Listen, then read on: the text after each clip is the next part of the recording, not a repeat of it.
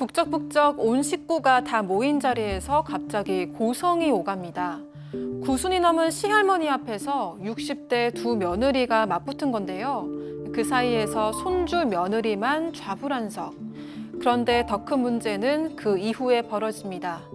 손주 며느리 집 문턱이 닳도록 빤질나게 드나드는 한 사람 때문인데요. 대체 무슨 일이 생긴 걸까요?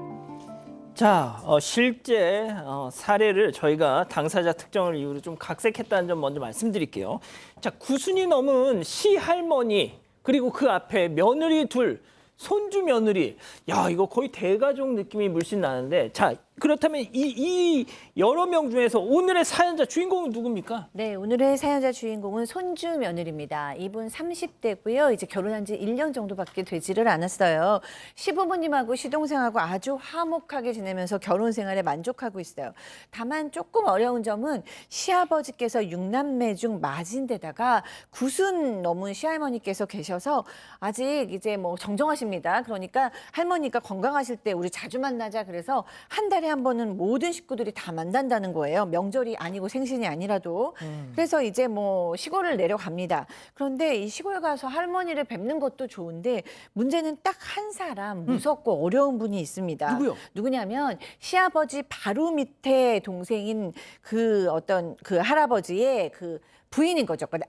동생의 부인인 거죠. 그러니까 작은 어머니입니다. 작은 아버님의 부인, 작은 그렇죠. 어머니. 작은 아버님의 부인이니까 작은 어머님이죠. 그런데 이 작은 어머님이 호랑이 중에 호랑이 성격이에요. 그런데 이 작은 어머님이 30년 동안 그 9순이 넘는 시어머니를 모셨습니다.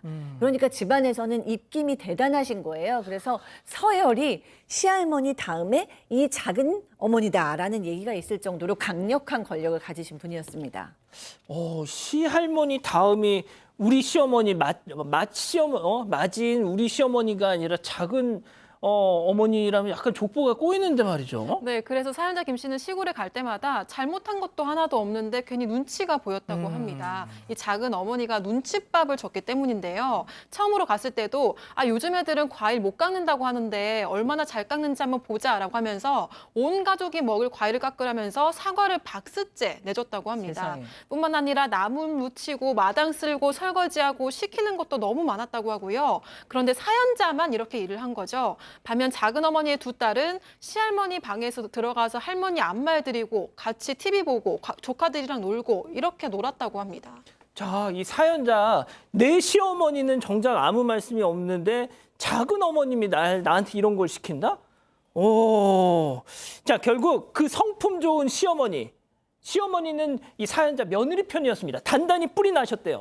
결국 이 시숙모와 크게 한판 붙었다고 하는 거죠. 자, 천사 시어머니 박상희 교수, 호랑이 기운 시숙모 박지훈 변호사, 별별 극장으로 준비했습니다. 레디 액션!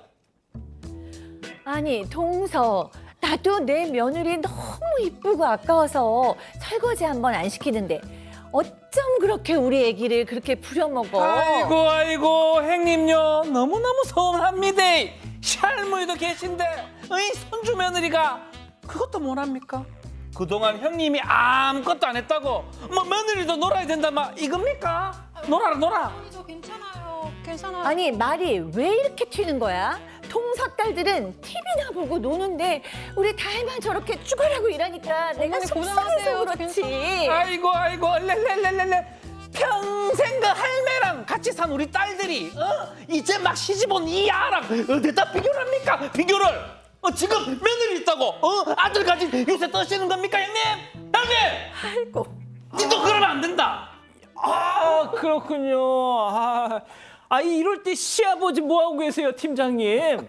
이게 이제 90살이 넘은 시할머니 앞에서 온 가족이 다니는 앞에서 지금 상황이 벌었어요. 황금 넘은 두 그 시어머니들이 이제 맞불 전쟁을 붙은 겁니다. 무슨 말이냐면 그 시어머니는 왜 우리 며느리를 부려먹냐? 작은 어머니는 야, 그것 좀 부려먹으면 안 되겠어라고 시비가 돼서 싸우고 있는데 이 내용을 보더니까 그 사연자 김 씨가 볼 때에는 아이고 나 때문에 이게 사달이 났구나 싶어서 자리가 좌불안석이 됐다고 하는데요. 근데 남편이 뭐라 했냐면 아니야 괜찮아. 그리고 시부모님도 뭐라 했냐면 언젠가 한번 터진 거야 신경 쓰지 마라 하면서 그동안 작은 어머니가 고생은 했지만은 본인이 딸만 둘렀다는 거예요. 근데 시어머니는 아들만 둘이야. 그러니까 거기에 대한 옛날 사람들은 그 자격지심이 있어요. 내가 알기로는 상희 교수님은 그런 자격지심 없죠? 절대 없습니다. 지금 옛날에는 있었습니다. 자격지심이 있는데 그러니까 그게 심하다 보니까 오히려 구순 넘은 시할머니한테도 아마 무리하게 행동을 했기 때문에 한두 번이 아니라는 거예요. 그래서 시어머니가 특단의 조치를 내렸습니다. 우리 당분간 시골 가지 말자, 며느리야. 이래서 합의를 봐서 시골을 안 가게 됐던 것이죠. 교수님 진짜 그래도 이렇게 시어머니가 네. 내 편이면 얼마나 좋아. 진짜. 그러니까 이제 이 며느리하고 시어머니 사이는 너무너무 좋은 거예요. 근데 또 이제 이 상황이 어떤 이해는 되는 겁니다. 왜냐면은 시할머니께서 9순이 넘으셨으니까 아들 거리신 거예요. 그러니까 이 시어머니는 아들만 둘 낳으셨으니까 아유, 우리 아들 거렸는데 이 작은 어머니께서는 이제 딸만 둘 낳으셨잖아요. 그러니까 그게 이제 상처가 되신 건데 그 또 작은 어머니 성격이 보통이 아니시니까 참으신 게 아니라 그때마다 본인의까 시어머니까 시할머니한테 다 대드신 거예요. 그러니까 두 분이 이제 싸움이 많았겠죠. 그런데 싸움이 많았는데도 또 30년 동안 같이 살았잖아요. 그러니까 이제 앙금이 많이 쌓였죠. 그런데 사실은 이 사연자의 시어머니까 첫 번째 며느님도 내가 해야 될 도리를 안 한 게 아니다. 그동안 우리 할머니 병원 모시고 다니고 잔시름부름도 하고 정말 열심히 살았다 또라고 그렇게 얘기하셨다고 합니다. 자, 어쨌든 이렇게 두 며느리가 팽팽하게 맞서는 동안 이 손주 며느리는 시골 안 가게 됐으니까 요즘 말로 득템 아니에요? 근데 이제 시할머니가 마음에 걸리는 거죠. 그래서 영상 통화를 자주 했다고 합니다. 그리고 얼마 뒤에 이 아이를 가지면서 시할머니께 인사를 드리기 위해서 다시 시골에 내려갔습니다. 작은 어머니와도 함께 대면을 하게 됐는데요. 근데 좀 누그러져 보였다고 합니다. 임신 축하한다면서 좀 저번과는 다른 모습이었다고 합니다. 이후에도 몇 번 더 내려가는데요. 작은 어머니는 태몽이 뭐냐, 뭐가 먹고 싶냐 이렇게 물으시더니 아무래도 딸인 것 같다 이런 이야기를 하셨다고 합니다. 아이고야. 배 모양을 보니까 딸인 것 같다. 내가 딸을 낳아봐서 잘 안다. 이렇게 이야기를 하셨던 건데요. 사연자는 저는 아들, 딸 다 좋아요라고 했는데도 계속 이 아이의 성별에 집착을 하셨다고 합니다. 진짜. 네. 자, 뭐 배 생긴 것만 봐서 어떻게 알아 그걸? 몰라요. 아무도 몰라요. 의사도 몰라요. 아무도 몰라요. 자, 박 변호사님. 네. 근데 우리 가족 여러분들이 박 변호사 연기 물 올랐다 하는데 이미 직업 연기자시잖아요. 저는 재연 배우 지금 역할 하고 있습니다. 예, 예. 자, 이 딸이었으면 바람이 있는 것 같은데 이런 경우도 아들이 나옵니다. 아들이 나오니까 할머니는 되게 좋아했어요. 그 할머니는 어쩌면 중손주잖아요. 중손주 보고 싶다고 하고 영상 통화 같은 것들을 이렇게 하는데 그걸 해줄 사람이 누가 있겠습니까? 작은 어머니가 해줄 수밖에 없거든요. 근데 표정이 잘 안 좋았다 그러고 급기야 시할머니가 증손주 많이 보고 싶다. 아이고 좀 보러 가자. 그래서 사연자 집에 오는 일도 있었다고 합니다. 오려면 누가 모시고 오겠습니까? 작은 어머니가 모시고 아이고야. 온다. 같이 사니까요. 세상에. 1+1. 어른 두 분이 집에 들어오는 상황이 생겼고요. 근데 이제 사실은 아이 때문에 이 김 씨 좀 씻지도 못하고 집이 좀 엉망 아니겠습니까? 근데 일주일에 한 번씩은 꼭 이렇게 오시다 보니까 난감했다고 해요. 할머니는 뭐 큰 문제가 없는데 누가 문제겠어요? 작은 어머니거든요. 올 때마다 그런 말씀 꼭 하세요.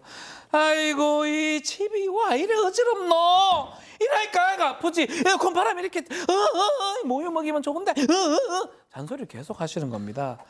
그래서 이건 안 되겠다. 시어머니한테 이거 SOS를 좀 칠까 여기 박상희 시어머니한테 생각은 했는데 만약에 그렇게 하면 두 분이 또 싸우잖아요. 또 싸울까 봐. 그래서 안 했다고 합니다. 그렇군요. 겁이 났다고 해요. 겁이 났다고 해요. 그렇군요. 아유. 자, 그럼 여기서 별별 상담소 오늘의 궁금증 짚어보죠.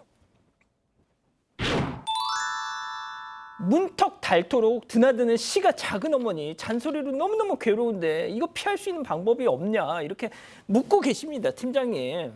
요거는 이제 그 시어머니한테 작은 시어머니를 오지 않도록 하면 좋겠지만 오신다고 하면은 작은 어머니가 잔소리를 할 때에 이 며느리가 참지를 마시고 작은 어머니 이건 내가 알아서 할 테니까 간섭하지 마세요. 이렇게 웃으면서 작은 어머니한테 좀 이렇게 푸시를 해야 되는데 예. 참으면 안 돼요.